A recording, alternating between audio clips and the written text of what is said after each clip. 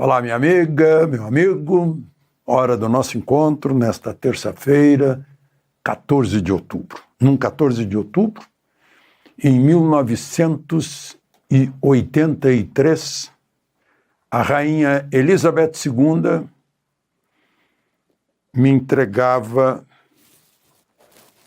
a ordem do Império Britânico no grau de oficial honorário. A mesma que ela deu para os Beatles, com a diferença que eles são britânicos, eu não, né? Eles podem usar o OBE depois do nome. Num documento assinado pela rainha e pelo marido dela, o príncipe Philip. Foi pela cobertura da guerra. A guerra foi em abril de 82. No ano seguinte, eu era consultado para saber se aceitaria. Claro que aceitei, né? Porque a rainha não poderia receber um não. E em 1976, entrava a primeira mulher na Academia Brasileira de Letras, a escritora Raquel de Queiroz, brilhante. E ela ainda teve a bondade de prefaciar esse meu livro, Raquel de Queiroz. E eu queria registrar uma grande perda do jornalismo brasileiro. Luiz Resena, ou Luiz Resena Grassi, morreu hoje com 73 anos. O Resena se formou na Universidade de Santa Maria Gaúcho, veio para Brasília. Ele foi para Moscou trabalhar na agência TASS, no tempo de União Soviética, foi correspondente em Paris, em Lisboa, na Cidade do México, trabalhou em O Globo, Gazeta Mercantil, Jornal de Brasília, Correio Brasilense, EBN. Um texto brilhante, sabia escrever. E um temperamento simpaticíssimo e um conjunto de princípios de caráter brilhante também. Em homenagem ao Luiz Resena. Lembrem-se de se inscrever e ao final de deixar o gostei ou não gostei.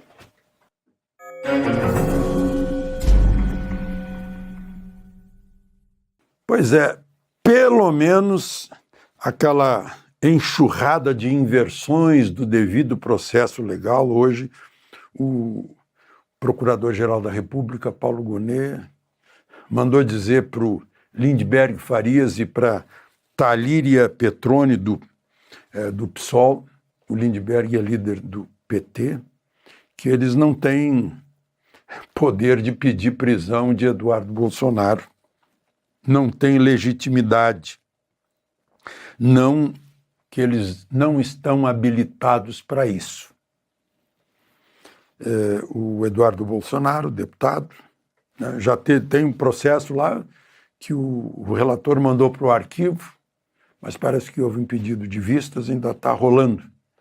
Mas o Eduardo está nos Estados Unidos e muito próximo do Paulo Figueiredo, que está numa denúncia de Paulo Gonet. Vejam só, a denúncia estava Jair Bolsonaro também. E Jair Bolsonaro está preso porque estava nesse inquérito.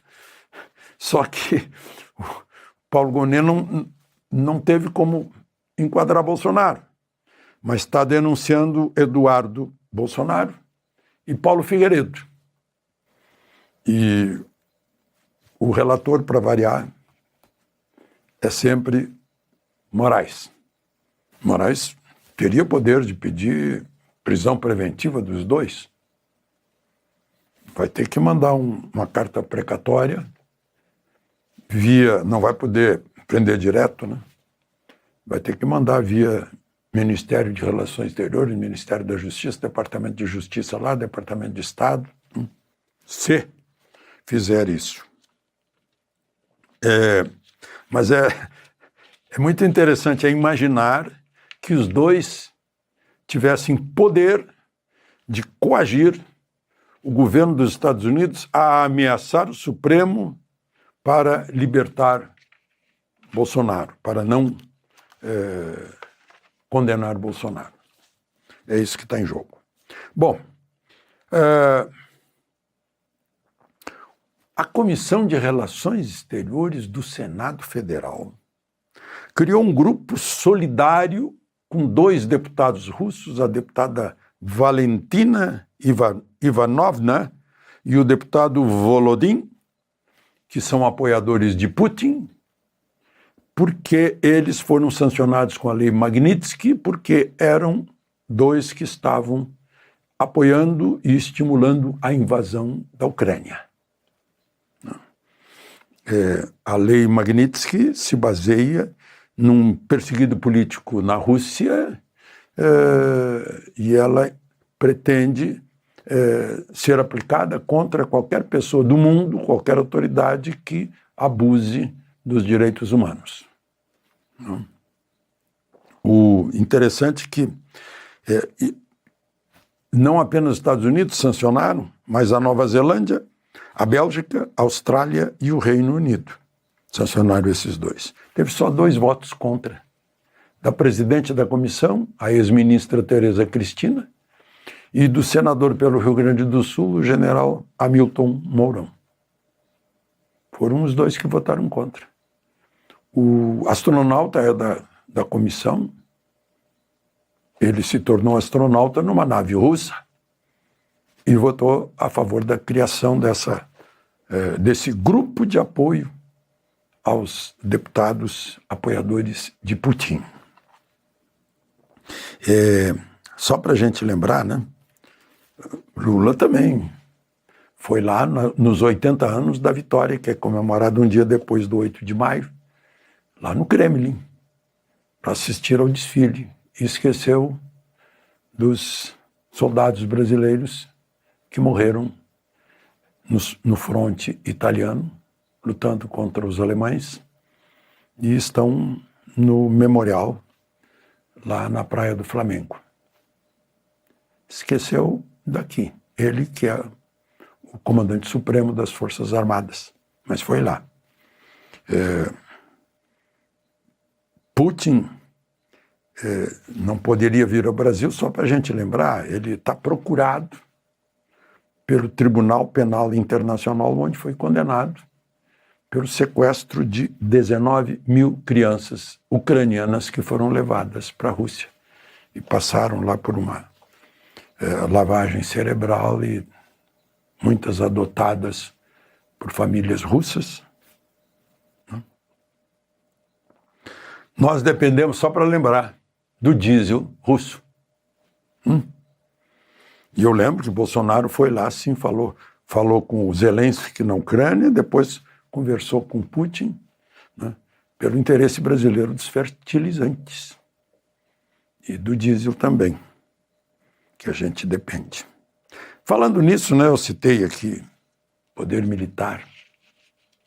A gente fala em poder militar aqui no Brasil.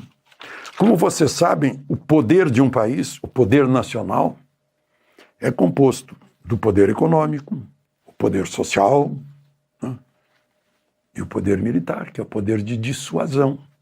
Nós tivemos essa Operação Atlas, lá em Roraima, uma espécie de dissuasão para tirar ideias malucas de Maduro, que anexou uma parte da Guiana, Essequibo, território de Essequibo, e para entrar lá ele talvez tivesse que passar, seria topograficamente mais fácil passar pelo território brasileiro, Roraima. E a Operação Atlas foi lá para mostrar que não faça isso. Só que eu comentei aqui no dia que pode ser uma operação de pirro. Se tiver mais uma dessas, pode faltar combustível.